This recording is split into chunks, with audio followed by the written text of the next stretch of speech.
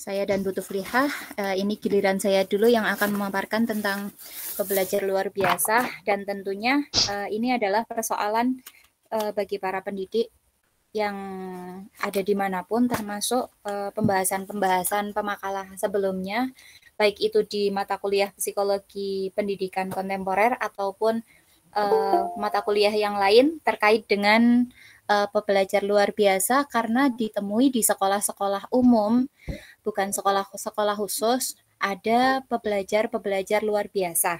Nah, di sini sebenarnya apa sih pembelajar luar biasa itu?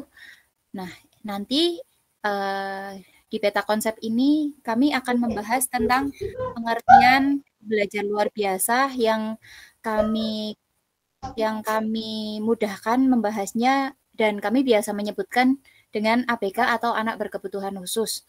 Kemudian jenis-jenis dan karakteristik anak berkebutuhan khusus dan pendidikan anak berkebutuhan khusus. Nah, pembelajar luar biasa itu disebut juga dengan anak berkebutuhan khusus atau anak dengan pengecualian, atau di sini disebut exceptions. Pengertian anak berkebutuhan khusus itu menurut Jannah dan Darmawanti adalah merupakan mengalami gangguan pada proses pertumbuhan dan perkembangan baik berupa fisik, mental, dan emosional, sehingga memerlukan pelayanan pendidikan. Di dalam definisi lain, oleh Ratnasari juga menyebutkan bahwa anak disebut berkebutuhan khusus apabila ada sesuatu yang kurang atau lebih dalam dirinya, sehingga perlu penanganan khusus dengan gangguan perkembangan dan kelainan yang dialami anak tersebut. Selain itu, Suron dan Rizzo juga mendefinisikan anak berkebutuhan khusus dengan anak yang berbeda dalam dimensi penting fungsi kemanusiaannya. Secara fisik, baik secara fisik, psikologis, kognitif, atau sosial, terhambat dalam mencapai tujuan atau kebutuhan, dan potensinya secara maksimal sehingga memerlukan penanganan yang terlatih dari tenaga profesional. Menurut Frida Mangunsong, anak berkebutuhan khusus merupakan anak yang menyimpang dari rata-rata anak normal dalam hal mental, kemampuan sensorik, fisik, dan neuromuskular. Kemudian yang biasa kita kenal, John W. Santrock itu menamai anak berkebutuhan khusus dengan pelajar yang tidak biasa, dengan kondisi anak yang mempunyai gangguan atau ketidakmampuan, dan anak yang masuk dalam golongan anak berbakat. Nah, dari pengertian di atas dapat disimpulkan bahwa anak berkebutuhan khusus adalah anak yang mempunyai karakteristik khusus, baik berupa fisik atau psikis, atau keduanya, yang berbeda dengan anak normal pada umumnya, sehingga membutuhkan pelayanan khusus dalam kehidupan dan pendidikannya. Nah, anak-anak berkebutuhan khusus itu ada beberapa jenisnya. Antara lain adalah anak yang memiliki gangguan fisik, anak yang memiliki gangguan emosi dan perilaku, anak yang memiliki gangguan intelektual, kemudian ini dibagi menjadi 3. Sebentar, sepertinya ada yang mau masuk.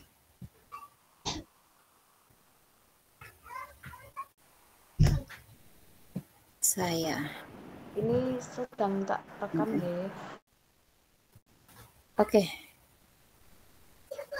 Maaf, tadi meng-approve dulu.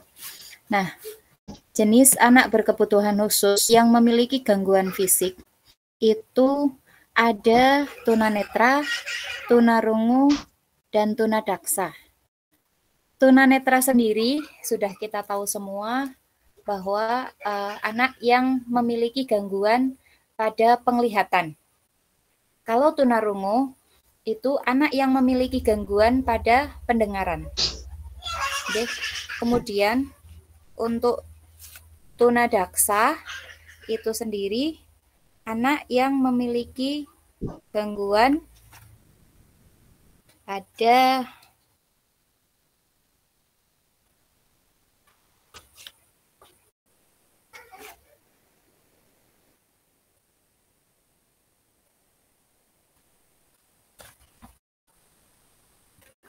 Pada apa ya, Bu Tuf? Cacat permanen, Bu, pada organ tubuh motorik. Oh, iya. Cacat permanen pada organ tubuh motorik. Kemudian anak yang memiliki gangguan emosi dan perilaku itu ada tunalaras, tunawicara, dan hiperaktif. Nah, gangguan emosi dan perilaku itu adalah gangguan yang dimiliki anak-anak yang salah satu faktornya itu berhubungan dengan kondisi di lingkungan keluarga. Ciri-cirinya gangguan emosi dan perilaku itu biasanya anak-anaknya itu mudah marah, kemudian dia itu susah untuk bersosialisasi dengan teman-teman yang lain, kemudian kadang itu juga anak yang memiliki gangguan emosi dan perilaku kadang-kadang tiba-tiba apa sih kalau bahasa Jawanya itu ngamuk, kayak melempar-lemparin benda-benda tertentu seperti itu. Tantrum. Okay. Tantrum dalam artiannya seperti itu ya, tantrum ya.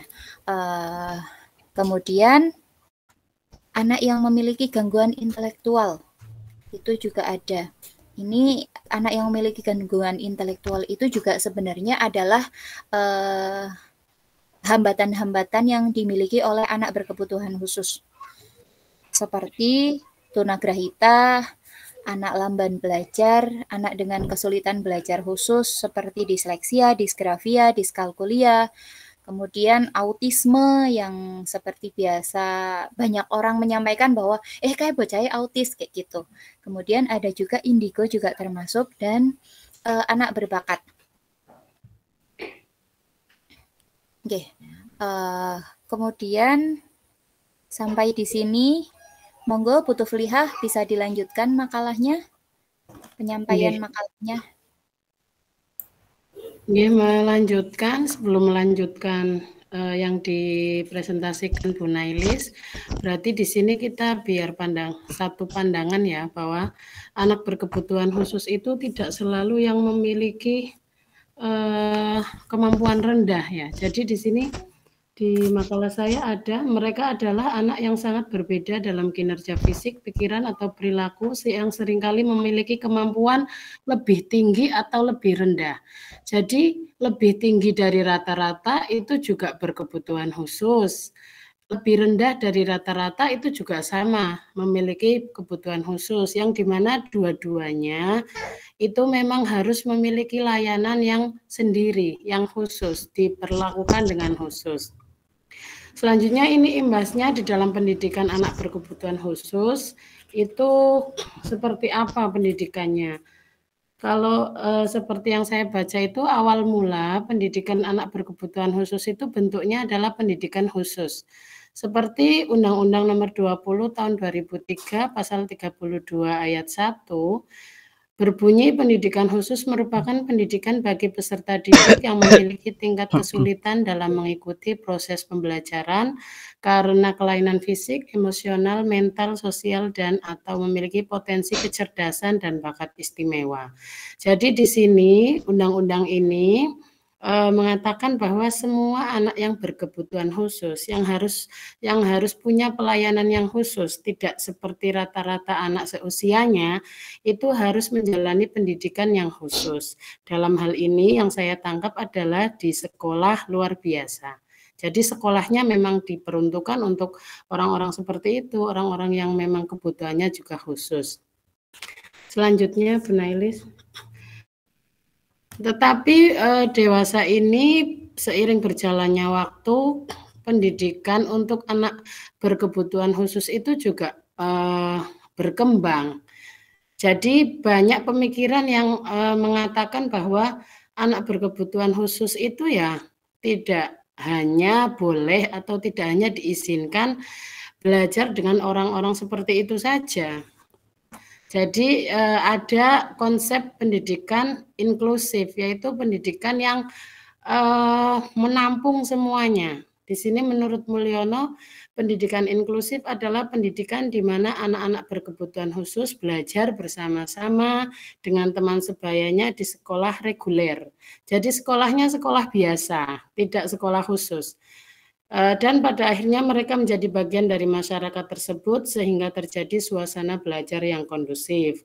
Jadi kalau sesuai pemikiran ini, pendidikan inklusif itu berpendapat bahwa mereka juga mempunyai hak yang sama seperti teman-teman di usianya yang bisa mengenyam pendidikan di sekolah yang biasa, sekolah reguler. Jadi nggak hanya kumpul dengan teman-teman yang sama-sama ABK, ngaten. Ini gagasan yang memang berkembang di beberapa tahun belakangan. Sebelum ini kritik dari yang pendidikan khusus karena awalnya kan hanya di sekolah luar biasa, kemudian muncul gagasan ini. Dan pendidikan inklusif juga ini belum secara maksimal atau belum secara dikaji secara komprehensif, masih banyak kekurangan di sana sini. Lanjut Bu Nailis. Jadi bagaimana bentuk dukungan supaya pendidikan inklusif berjalan dengan baik? Karena memang pada kenyataannya kita di sekolah-sekolah kita itu juga sadar tidak sadar 1-2 ada lah ya anak ABK itu ternyata ada.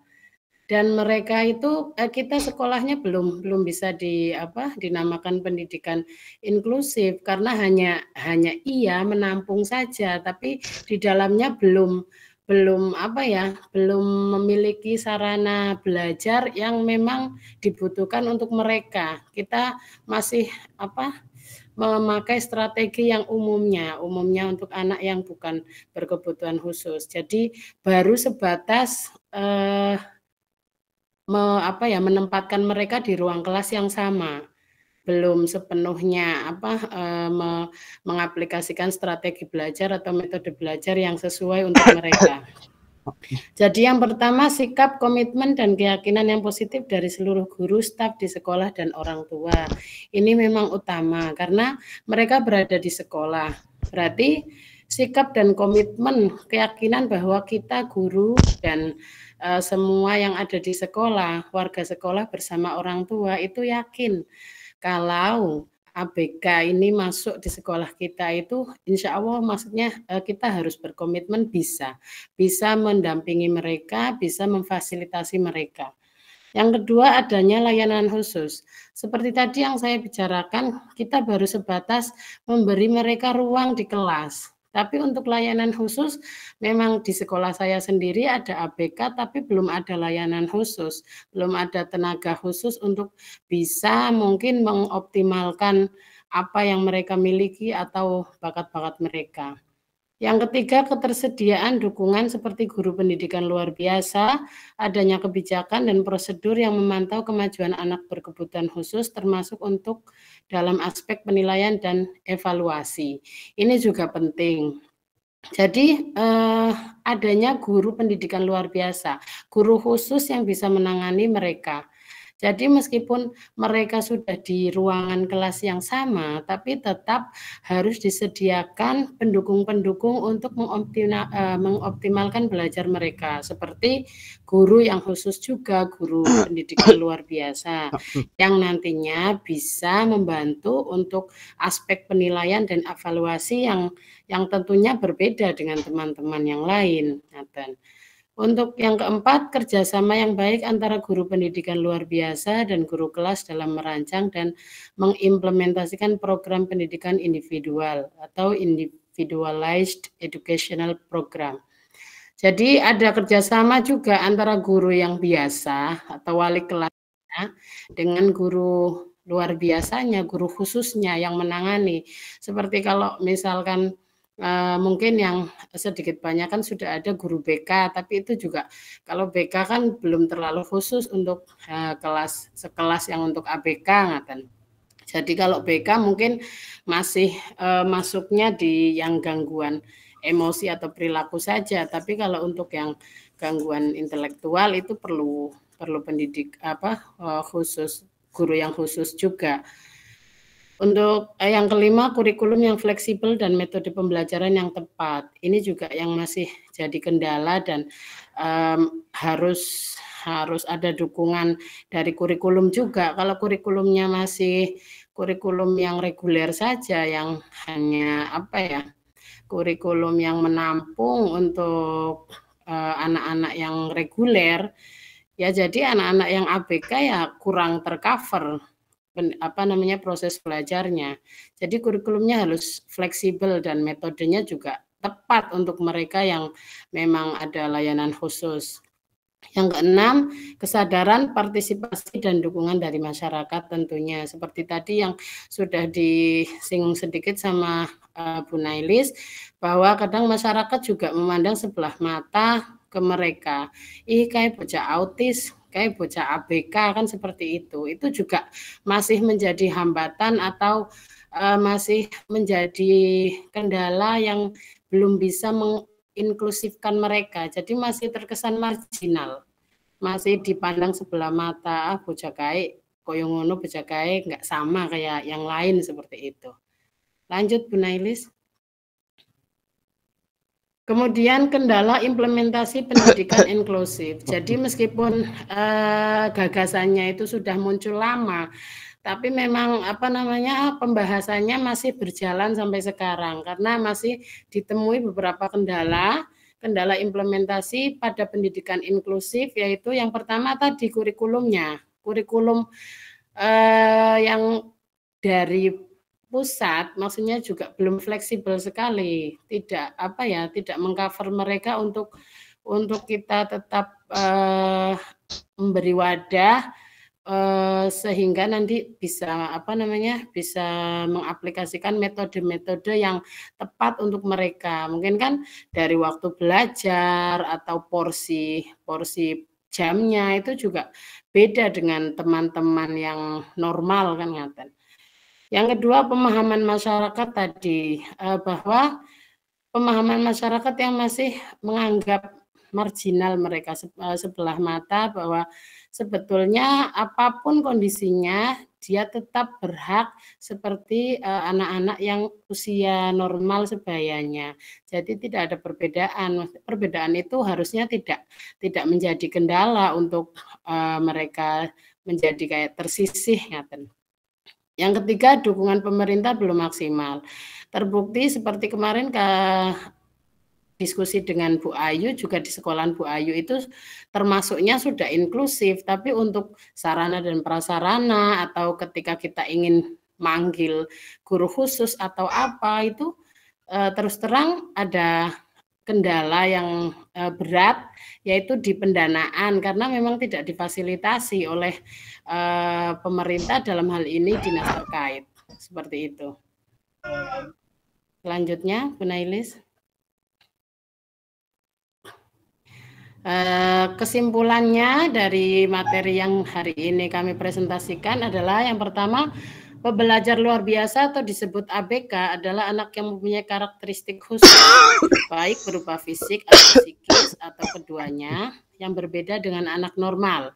Jadi bisa lebih tinggi atau lebih rendah dari mereka, sehingga membutuhkan pelayanan yang khusus. Kalau lebih rendah berarti ya pelayanannya juga harus khusus, tidak bisa cepat seperti anak-anak yang normal. Kemudian kalau dia kemampuannya lebih tinggi juga tidak bisa juga seperti anak normal, dia inginnya itu satsep kayak kelas akselerasi kan, seperti itu. Kemudian ABK dapat diklasifikasikan sebagai berikut dengan 3 macam ya. Yang pertama, anak yang memiliki gangguan fisik seperti tunanetra, tunarungu, dan tunadaksa. Jadi nggak bisa melihat, tunarungu nggak bisa mendengar, dan tunadaksa yang cacat fisik permanen. Jadi ini kalau untuk uraiannya ya, untuk lebih detailnya itu ada di makalahnya Bu Nailis ya, ada tunarungu, macam-macam tunarungu itu apa. Tapi saya rasa untuk kesimpulan hanya gambarannya saja, gambaran globalnya.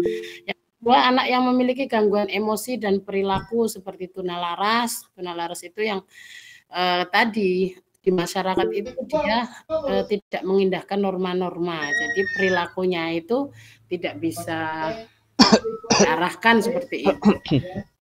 Terus tunawicara dan hiperaktif. Yang ketiga, anak dengan yang memiliki gangguan intelektual yang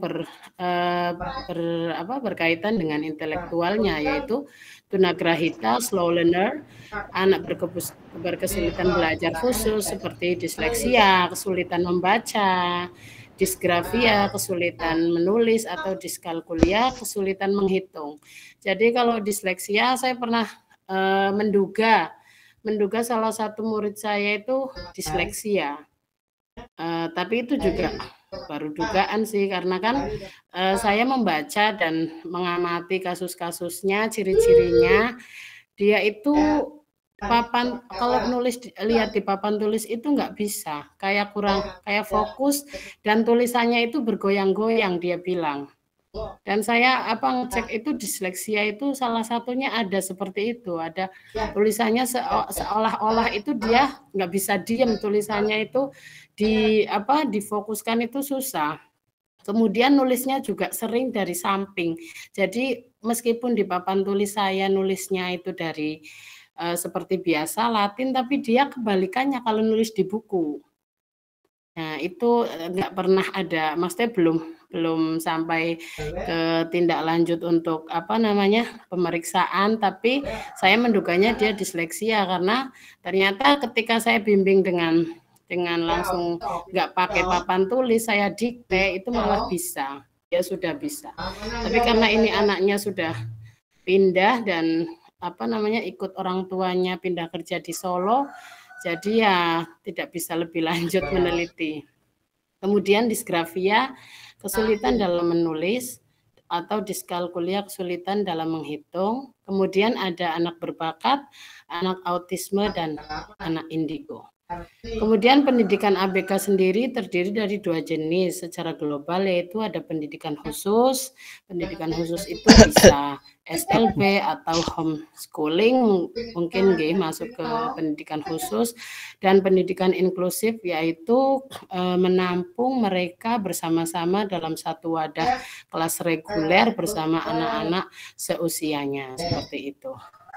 Selanjutnya, Bu Nailis.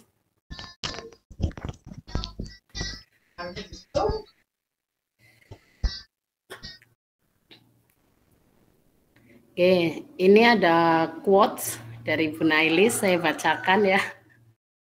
Manusia tidak memiliki talenta yang sama, tetapi kita memiliki kesempatan yang sama untuk mengembangkan talenta kita. Sangat super sekali ini Mbak Bu Nailis yang mencari ini quotes-nya.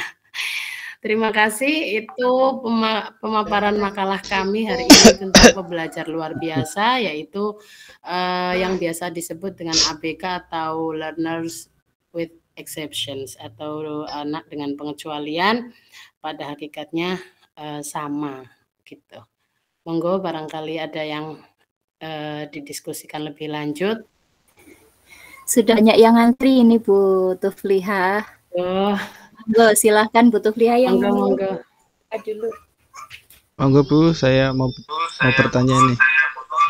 Monggo Pak Ziyad dulu, karena Pak Ziyad kan yang rekam, jadi Pak kasih urutan pertama. Asik. Iya Bu. Tanda terima kasih. Siap. Ini menggelitik ini pemikiran saya, dan saya pengen tahu jawabannya juga ya. Kalau ada Pak Eskarim, saya pengen tanya itu. Yang pertama Bu, dalam undang-undang tadi kan disebutkan bahwa anak yang ABK itu memerlukan pendidikan sekolah yang khusus ya, betul nggih? Okay. Kalau sekarang kan, dan ABK itu ada 2 yang istilah, kalau bahasa saya yang negatif maupun yang positif gitu lah, yang ada yang slow, kemudian ada yang lebih kan gitu kan ya. Artinya kan seperti itu. Nah, tapi sekarang itu kan dengan adanya zonasi kok seakan-akan menghilangkan sekolah yang akselerasi ya, seakan-akan seperti itu. Padahal kan dari ABK tadi kan pemerintah memberikan wadah khusus untuk anak-anak yang berkebutuhan khusus dalam artian kecerdasannya melebihi batas ya gitu. Ya. Itu bagaimana Bu? Yang kedua, bagaimana sih penanganan terhadap anak yang hiperaktif? Ya minimal aktifnya kebangetan itu bagaimana caranya? Saya sampai sekarang tuh kadang belum paham juga, belum tahu lah, untuk kadang nggak sabar juga kayak gitu. Yang kedua, yang ketiga, mohon maaf ini, kalau seseorang anak itu belum bisa bicara secara normal pada umumnya anak-anak pada seusianya, apakah itu termasuk ABK? Gitu Bu. Ya, tiga itu aja. Terima kasih. Ya. Nih monggo Bu Uul, nanti kalau nggak dipersilahkan bahaya. Nyamuk. Ya, terima kasih atas kesempatannya. Yang mau saya tanyakan yang pertama, Ya, di monggo. lulusan guru itu adakah yang spesialis lulusan untuk mengajar anak-anak yang berkebutuhan khusus seperti itu? Kalau ada itu apa, dan apakah di kota kita ya, di Pekalongan ini sudah ada yang merekrut pengajar khusus yang lulusan memang ditujukan untuk mengajar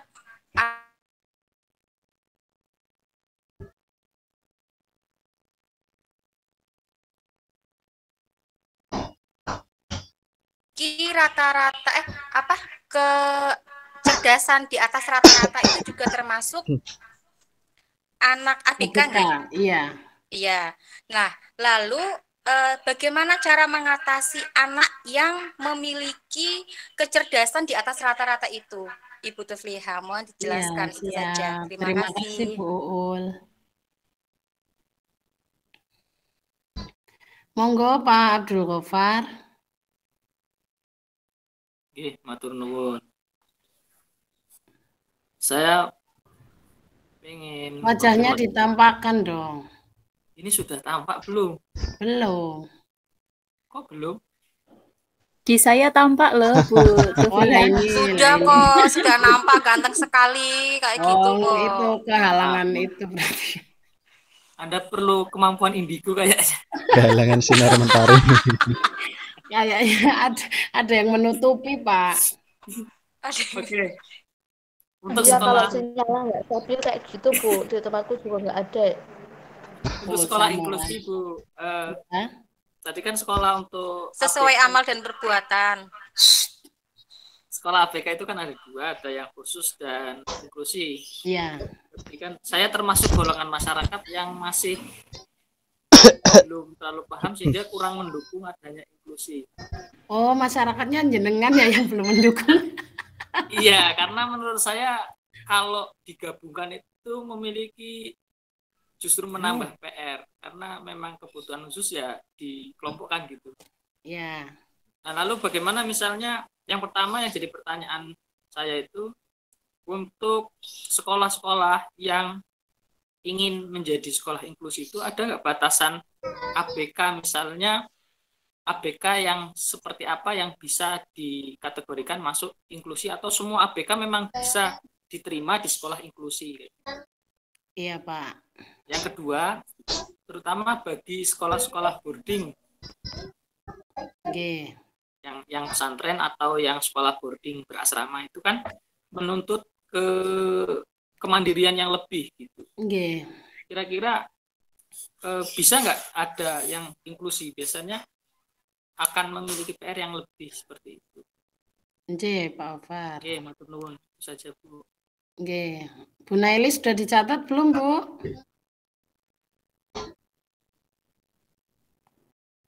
Halo. Oke, aman Bu. Lanjutkan. Monggo Pak Sahlan, tampung kabeh wae dulu lah. Betul. Iya, terima kasih Bu Tufliha dan Mbak Naili. Langsung saja ya. Nah, kalau nggak ditampung nggak nangis Pak Sahlan berarti. Siap. Terima kasih atas waktunya. Langsung saja, kaitan dengan confidence, kurang percaya diri. Kebetulan anak-anak di di tempat kami ada beberapa yang kurang percaya diri. Apakah kurang percaya diri itu termasuk dari kebutuhan khusus itu tersendiri atau memang ada spesifikasi lain? Terus penanganannya bagaimana Bu? Ada semacam solusi dari Bu Tuflia atau dari Mbak Nailis untuk anak-anak yang kurang percaya diri itu? Terima kasih. Oke, terima kasih Pak Sahlan. Monggo Mbak Wiwit. Oke, terima kasih Bu Tufliha. Nanya tadi kan bahas tentang disleksia ya Bu. Nah, untuk sekolah inklusi sendiri atau menerima berkebutuhan khusus mungkin tidak bermasalah. Kebetulan saya pernah magang di sekolah, tapi bukan inklusi dan juga bukan sekolah ABK, tapi itu TK biasa. Dan kebetulan kita baru mengetahui bahwa anak itu mengalami disleksia itu ketika di pertengahan semester, karena ya seperti ini Mbak Wiwit lagi ngomong kok nggak kedengeran ya?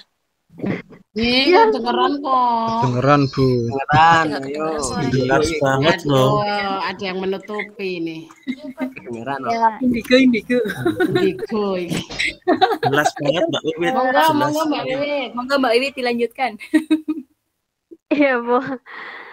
Nah, itu kalau gimana kalau ketika kita baru mengetahui gejala si anak itu di semester pertengahan semester, itu anak sudah mulai menunjukkan gejala disleksia, sedangkan kami tidak mempersiapkan bagaimana menangani anak ABK.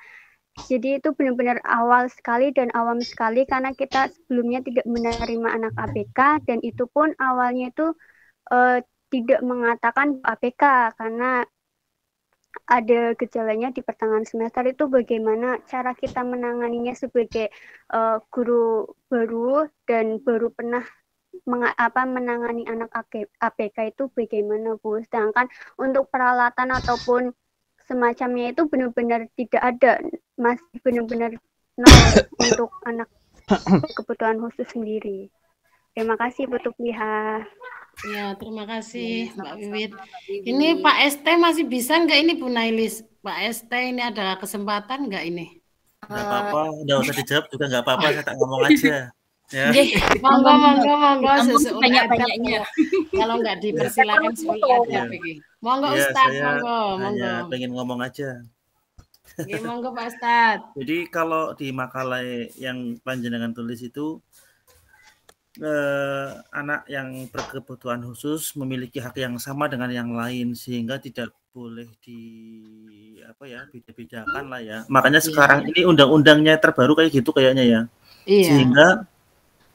Sehingga sekarang itu di sekolah-sekolah umum itu banyak anak-anak yang ABK. Jadi kalau dulu pada dikelompokkan di SLB, sekarang masuk ke sekolah-sekolah yang umum lah, sekolah negeri, sekolah swasta. Kalau saya di negeri kebetulan banyak juga yang ABK itu. Nah, ini yang menjadi pertanyaan saya. Kalau anak-anak tersebut dicampur dengan anak-anak yang normal, itu kan otomatis di dalam mengajar memang harus ada guru yang khusus yang dari luar biasa yang betul-betul menangani anak tersebut. Nah, tapi efeknya nanti misalnya pas kenaikan kelas ya, standarnya kan beda. Nah, yang terjadi, saya pernah ngajar di SD, pas saya masuk di SD tersebut, ada anak yang betul-betul sulit sekali untuk bisa mengikuti pembelajaran. Mulai dari kelas 1, tidak bisa baca tulis, tapi ada tuntutan dari dinas pendidikan supaya naik semua gitu ya, nggak boleh ada yang tinggal kelas. Akhirnya dia kan naik, padahal dia baca saja nggak bisa. Kemudian sampai kelas 2 seperti itu, sampai kelas 3 akhirnya ada keberatan dari guru, akhirnya nggak naik. Kemudian tahun depannya naik kelas 4, terus nanti dia nggak naik lagi, tahun depannya naik lagi, sampai dengan kelas 6 itu dia nggak bisa membaca. Tapi karena yang memberi nilai itu adalah guru yang bersangkutan di dalam kelulusan ya, akhirnya dia lulus SD ya. Dan pada saat dia kelas 5 itu saya kalau ngajar dia ya betul-betul inilah memahamkan karena nggak bisa membaca sama sekali, dan menulis yang dia bisa nulis itu hanya namanya sendiri, jadi nggak bisa nulis yang lain lah. kemudian saya dimutasi ke SMP. Ya kan saya alhamdulillah udah artinya udah berbisa ya. Ternyata dia setelah lulus dari SD pindahnya ke SMP saya lagi. Oh, gagal move on berarti. Luar biasa berarti, Pak. Luar biasa ikuti segitunya. Ya nggak sengaja. Setelah di SMP saya jodoh berarti. Jajal guru-guru sini bisa ndak nangani itu.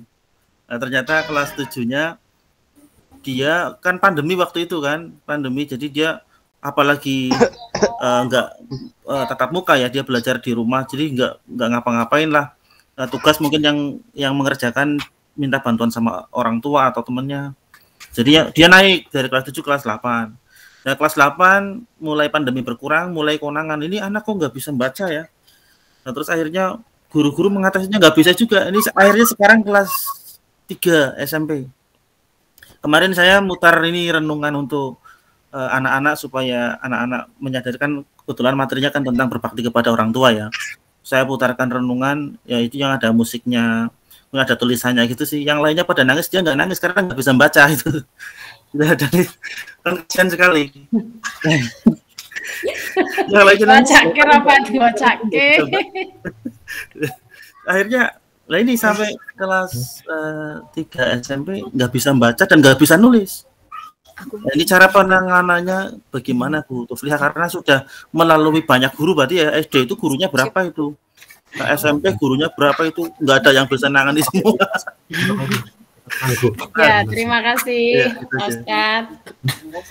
Monggo Bu Nailis segera dijawab. Asik sekali. Ya. Catatkan Bu Nailis. Ini saya rangkum dari pertanyaan-pertanyaannya. Ada 6 penanya, Bu Tufliha. Di sini ada Pak Ziyad yang menanyakan tentang Undang-Undang APK, sedangkan diberlakukannya zonasi yang menghilangkan akselerasi. Itu bagaimana? Kemudian bagaimana cara penanganan anak yang hiperaktif? Pak Ziyad ini bertanya dengan 3 pertanyaan.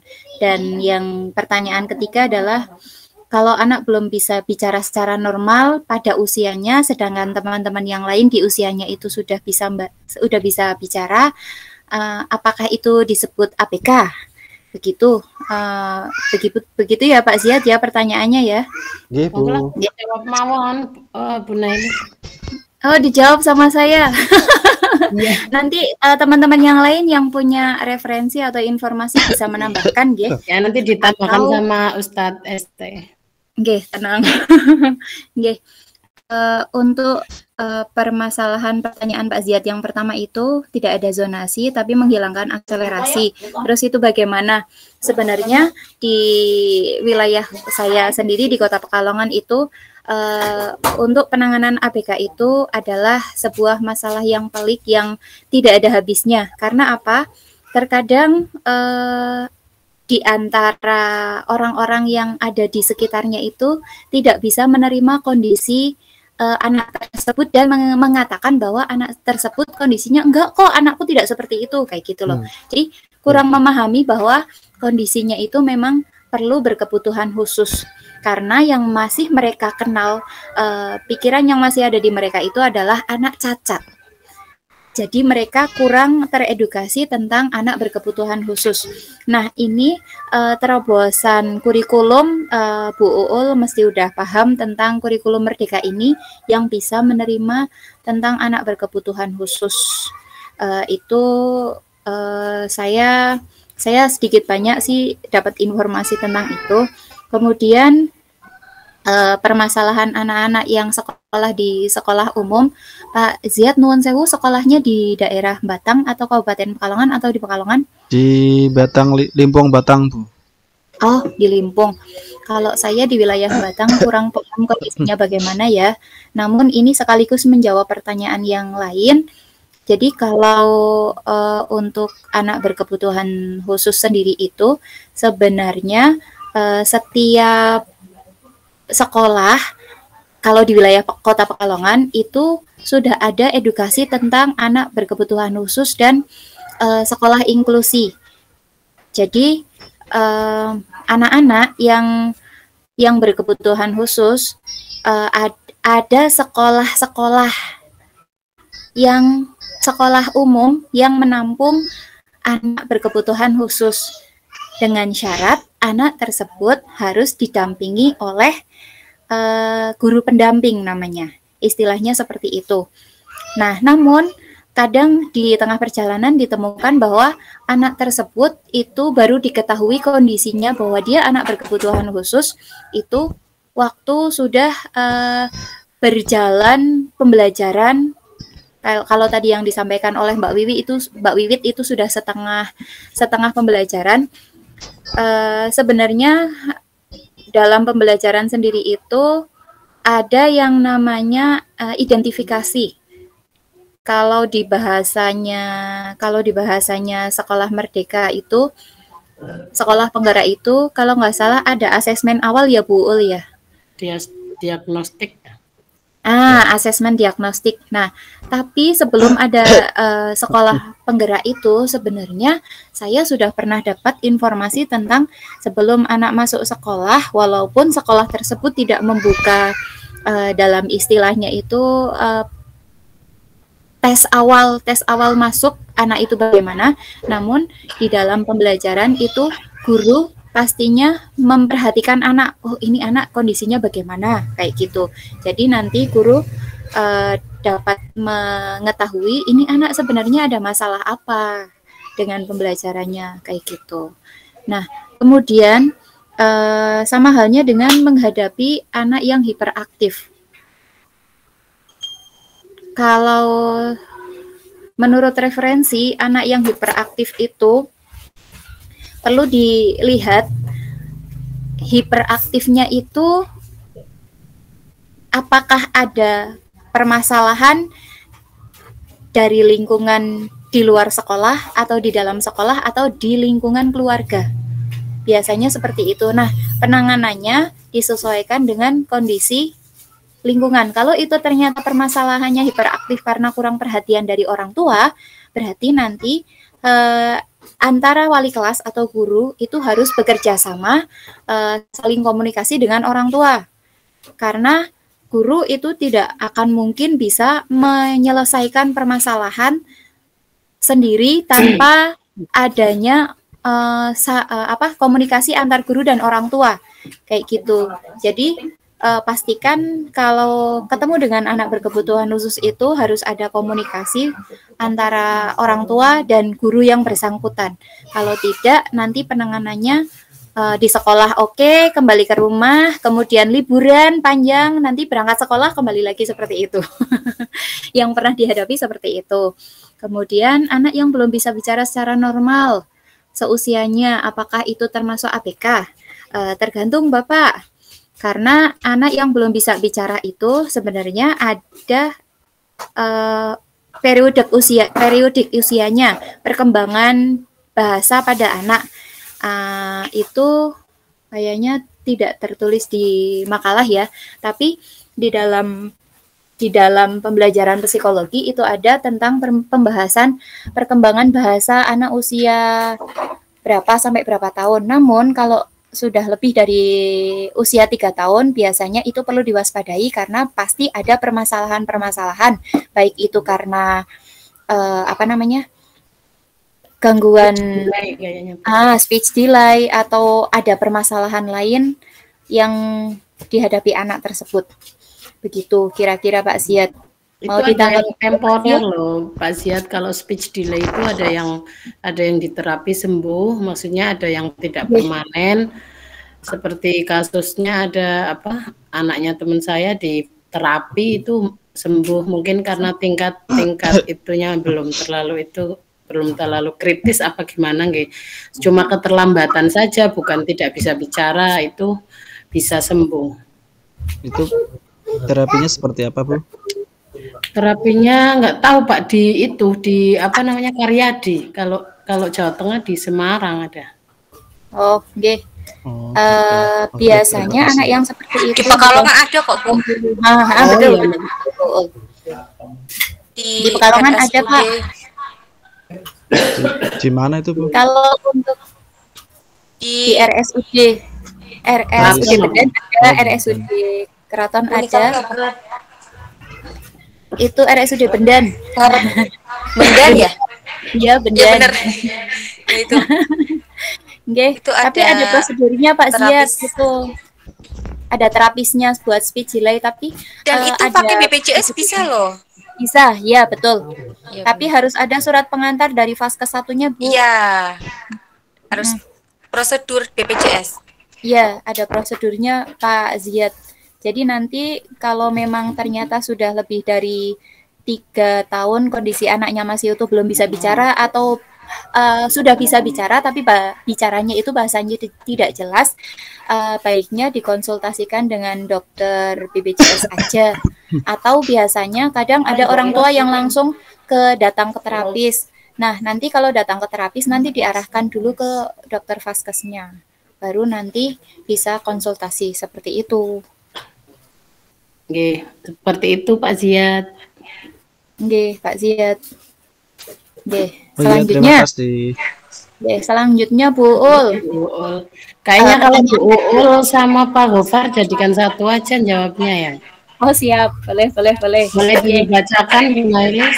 Ya, Bu Ul bertanya tentang apakah ada di Kota Pekalongan sendiri lulusan guru yang spesialis mengajar ABK?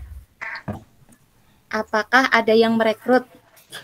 Kemudian, anak-anak yang memiliki kecerdasan di atas rata-rata, bagaimana cara mengatasinya? Itu pertanyaan dari Bu Ul, butuh liha. Kalau pertanyaan dari Pak Gofar, itu ABK itu kan ada yang khusus, ada inklusi. Nah, kalau kadang kan ada sekolah yang tidak mendukung untuk inklusi. Nah, itu kan kalau diterima pastinya akan menjadi PR dari guru ya.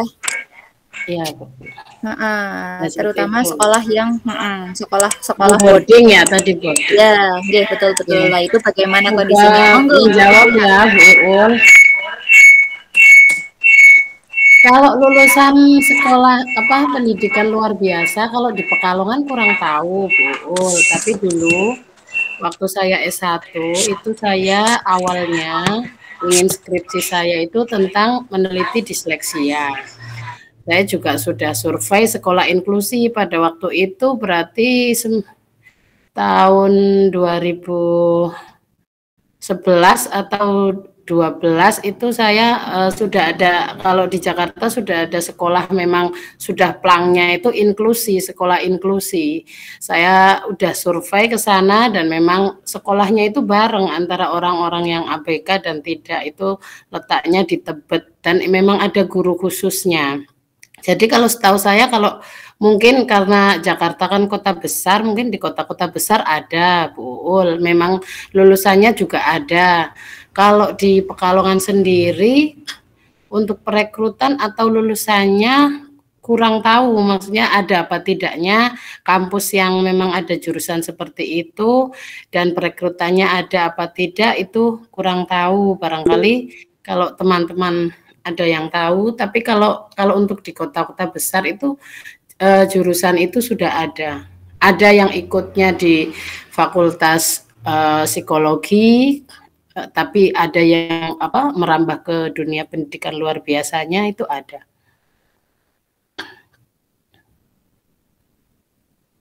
Yang kedua apa?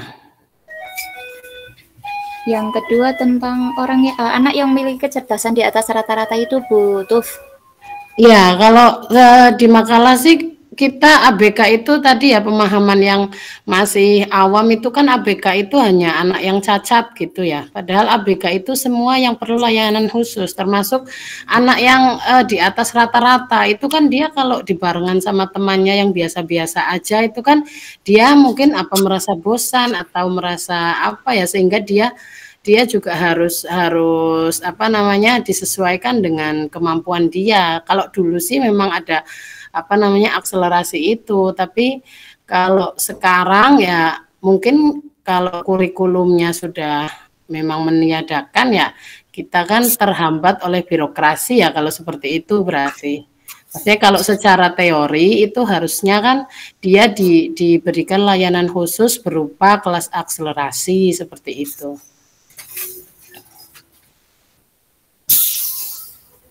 Nggih, Bu Uul di Pekalongan. Mana Bu Uul?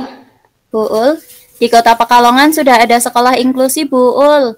namanya Sekolah Holistik Inklusi. Sekolahnya itu ada di Jalan Tumapel belakang Unikal. Tapi kalau guru luar biasanya, maksudnya ada atau tidak? Ada ya? Ada. Saya juga sempat ketemu waktu guru waktu itu saya masih di PAUD. Itu ketemu sama guru khusus. Itu guru khususnya itu memang dari lulusan yang ada hubungannya sama inklusi itu. Psikolog kayaknya, psikolog sama yang satunya itu. Kayak semacam memang rata-rata lulusannya dari Fakultas Psikologi kalau di Jakarta juga. Kemudian di SD di Kota Pekalongan juga beberapa ada yang sudah membuka kelas inklusi. Jadi biasanya kalau orang tua yang sudah bisa menerima bahwa anak saya itu adalah anak yang spesial, anak saya itu anak yang berbeda, dan anak saya itu anak yang hebat, pastinya sudah memahami kalau anak tersebut disekolahkan di sekolah umum, jadi mesti orang tuanya itu mencarikan guru pendamping untuk anak tersebut. Nah, ini jadi ingat pertanyaan yang lain tentang terus bagaimana kurikulumnya. Anak yang berkebutuhan khusus dalam artian di sini anak yang berkebutuhan khusus bukan yang anak yang di atas rata-rata ya. Itu biasanya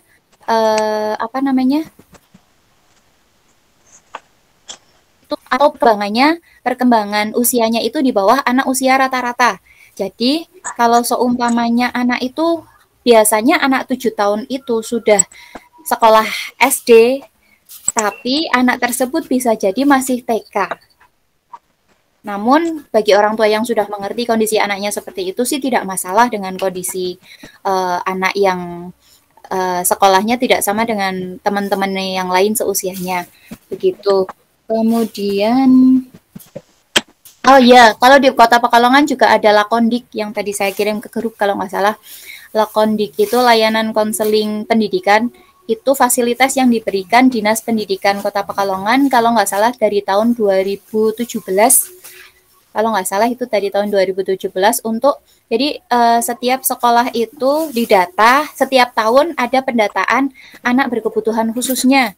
Apakah anak ada anak yang punya gangguan seperti ini. Nah, di situ nanti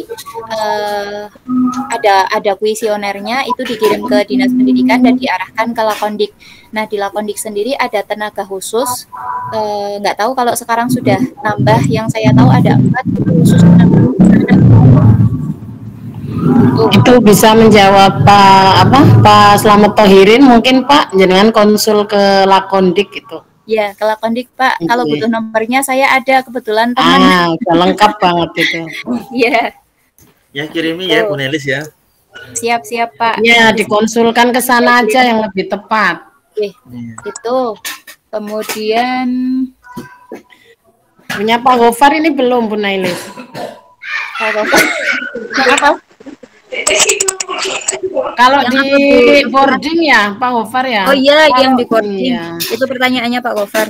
Itu juga yang sedang menjadi masalah di saya Pak Gofar, karena yang ABK di saya itu sudah kelas 6 SD dan dia pengen lanjut di SMP boarding di situ juga. Tapi kayaknya kan kemarin dari rapat yayasan itu aduh berat. Karena kan kalau boarding itu kan mengurusi semuanya kan. Dulu dia waktu super camp itu satu malam aja dilalah Pak, nggak tahu dia awal head atau gimana. Ternyata head. Lah ya kan kita yang ngurusin aja, yang ngurusin kan gurunya semua Pak. Nah itu kita bayangannya dari situ, satu malam aja pas dia head aja kita aduh kewalahan sekali. Apalagi nanti kalau ikut boarding sampai beberapa tahun itu juga kayaknya kalau boarding bisa dipertimbangkan ya Pak, kalau menurut saya juga. Ya, kalaupun masih tetap diusahakan, tapi ini sebenarnya permasalahan-permasalahan yang ada di masyarakat yang pernah saya dengar itu terkait dengan bocahku kok neng omah ora anteng, bahasanya seperti itu. Bocahku kok nakal temen neng sekolahan, padahal kan kita harus belajar menghilangkan kata-kata nakal ya. Nah itu terus dilarikannya ke pondok atau sekolah-sekolah boarding yang seperti itu. Ini ada juga sih wali murid dulu itu punya anak tiga itu semuanya kalau menurut saya anak berkebutuhan khusus dan karakternya berbeda-beda semua, dan tiga-tiganya itu yang satu itu masih usia sekitar 8 tahun tapi dia masih kelas 1 SD, yang 9 tahun, ya 8 tahun. Yang lain itu sudah besar-besar tapi dititipin ke boarding bahkan dipondokkan. Jadi masih menganut dengan ajaran lama bahwa anak-anak yang seperti itu mending di pondok kepae kayak gitu loh. Bahasanya itu loh butuh melaske ya Pak ya, Gofar melaske. Pondoknya melaske. Seperti Maksudnya itu. gini, makanya saya tadi ada klasifikasi khusus atau tidak, maksudnya ABK yang ABC masih ditoleransi, kalau yang CDE mending tidak usah untuk itu. Kalau di teori, kalau secara teori itu umum Pak, maksudnya semua harus tercover. Tapi kalau maksudnya kalau secara teori inklusi itu berarti kita mengcover semua. Nah, tapi untuk apa namanya, pastinya kan lembaga pendidikan mungkin ada pertimbangan-pertimbangan tersendiri nggih.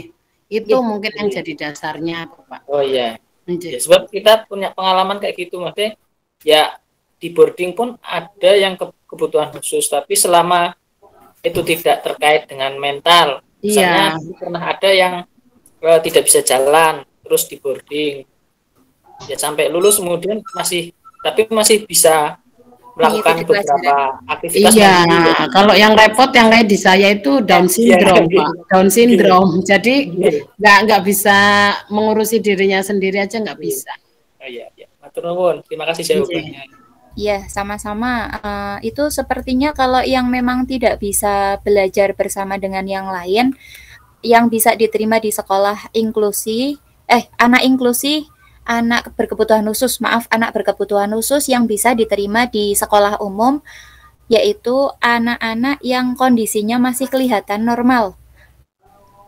Contoh saja, biasanya seperti itu kayak anak yang slow learner.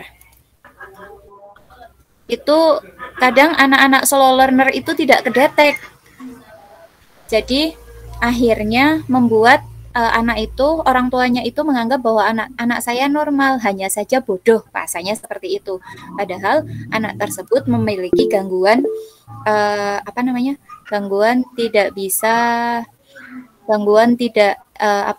keterlambatan dalam belajar seperti itu. Sama halnya dengan yang speech delay juga, itu masih bisa diterima di sekolah normal.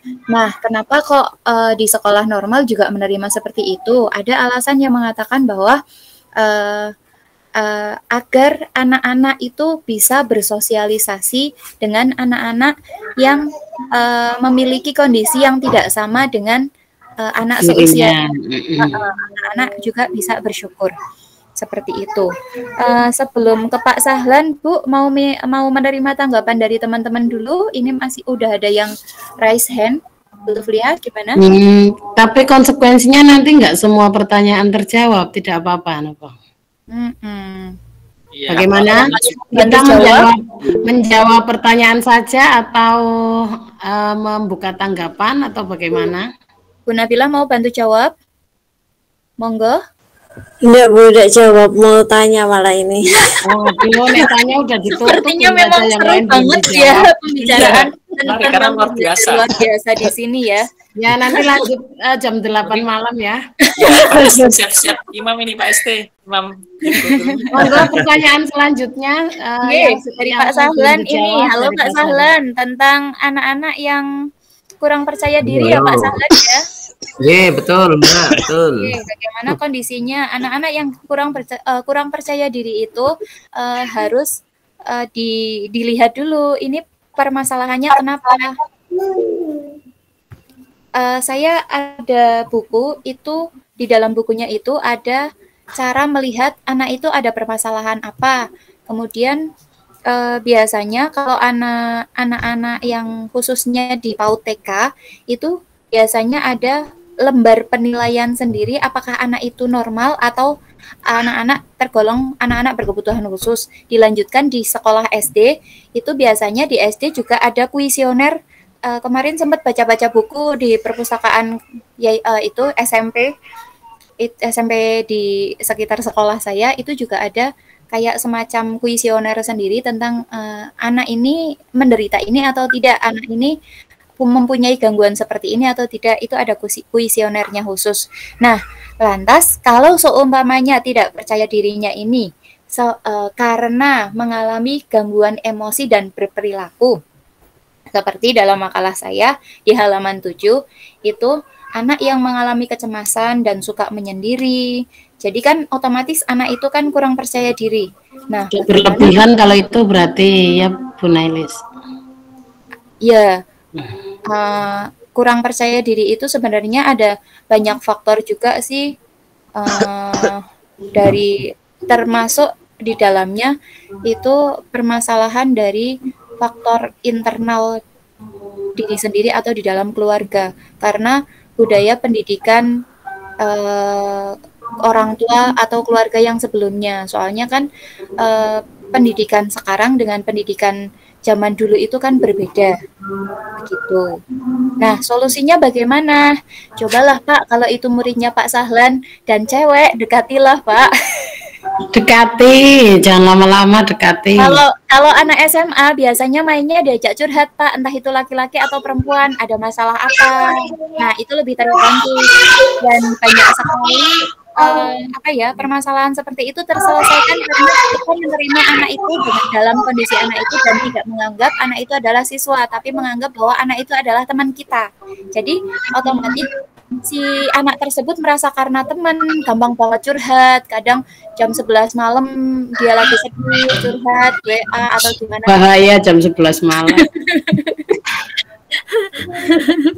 Ya intinya seperti itulah Pak Sahlan. Kalau memang kondisinya anak tersebut sudah SMA, pastinya sudah bisa diajak komunikasi.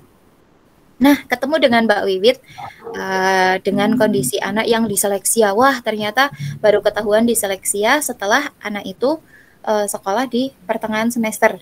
Nah, cara menanganinya bagaimana? Pastikan ada komitmen dari semua guru yang ada di sekolah itu untuk siap menangani anak tersebut, karena udah kadung diterima ya, nggak mungkin kita ngeluarin anak, kasihan juga anak-anak tersebut perlu kita bantu, tapi masa kita mau ngeluarin anak itu? Yang pertama pastikan komitmen dulu bersama guru-guru, langkah apa yang perlu dilakukan untuk menghadapi anak tersebut beserta plus dengan orang tuanya. Apalagi kalau di PAUD itu, ya Allah, bukunya jenengnya apa ya? Aku lali. Bukunya itu tebel Mbak Wiwit. Itu kalau di PAUD ada anak-anak itu harus punya buku pink atau buku KIA. Itu satu. Yang kedua, sekolah wajib punya buku, Mbak Arlinda kayaknya tahu namanya buku apa ya Mbak Arlin, yang untuk mengetahui itu. SDIDTK namanya buku SDIDTK, itu standar minimal untuk mengetahui kondisi anak. Itu ada Mbak Wiwit. Jadi pastikan sekolah atau PAUD itu orang tuanya harus punya buku KIA dan sekolah harus punya buku SDIDTK yang bisa melayani seluruh anak, dan SDIDTK itu bisa disediakan secara online. Begitu. Kemudian untuk Pak Slamet Tohirin, Bu Tuflihah, mau dijawab kita apa serahkan saja pada Allah? Lah udah dijawab sih, konsul ke Lakondik. Sudah Pok, sudah semua Pok. Ya udah dijawab. Sudah, tinggal dikirimkan nomor Lakondiknya ya Mbak Nelis. Siap ya. Oh iya. Ini sudah terjawab dari tadi kok. Ini tinggal adzan aja Pak ST, silakan adzan maghrib. Lama ini Mbak Nelis ya, ada titipan buat Mbak Nelis. Apa dapat itu? salam ya Mbak Nelis ya. Dari siapa Pak Slamet? Dari Mbak Ummu Sulaim. Oh. Iya ya. Geng. Mumpung kelingan ki matur saiki. Ojo lali meneh. Iya. Nggih. Salam kembali Pak Slamet, kalau ketemu lagi sama Mbak Ummu Sulaimah. Kok tahu saya kenal sama Pak Slamet? Lihat status saya terus lewat WA saja kok. Salam buat Mbak Nelis. Kan di status kan ada screenshotnya, kita sedang online begini. Ketahuan deh. Iya. Nggih, nanti saya kirim Pak Slamet. Ada yang mau membantu menambahi jawaban dari pertanyaan teman-teman semuanya? Ini kayaknya Monggo, diisi silakan. adzan maghrib saja sama Pak Slamet ini. Sampun maghrib, Mbak. Nanti kalau Monggo, masjidnya monggo. Sampun maghrib ya ini ya. Pak Slamet Nggih. adzan dulu. Mau ditutup Sudah, aja apa pripun? Ya, Ya, saya kira kumandangkan cukup lah menurut saya. adzannya Pak Slamet dulu, monggo sambil didengarkan. Ya buka YouTube saya saja Mbak, ada. Buka YouTube terus. Cepat rumiyin napa niki sampun maghrib Bapak Nggih, Ibu. cakap mawon. Sama di saya juga maghrib. Nggih, Terima sami-sami. kasih Bu. Terima Ya, terima kasih. kasih. Iya, sama-sama. Terima kasih atas perhatiannya Bapak Ibu semuanya. Alhamdulillah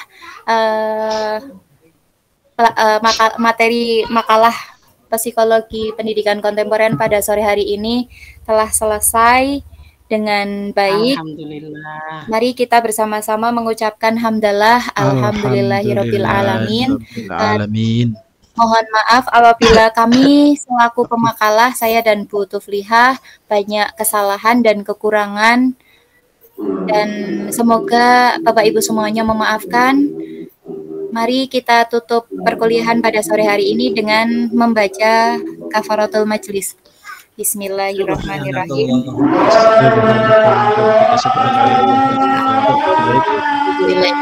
Terima kasih semuanya. Akhir kata saya tutup. Wassalamualaikum warahmatullahi wabarakatuh. Waalaikumsalam. Waalaikumsalam.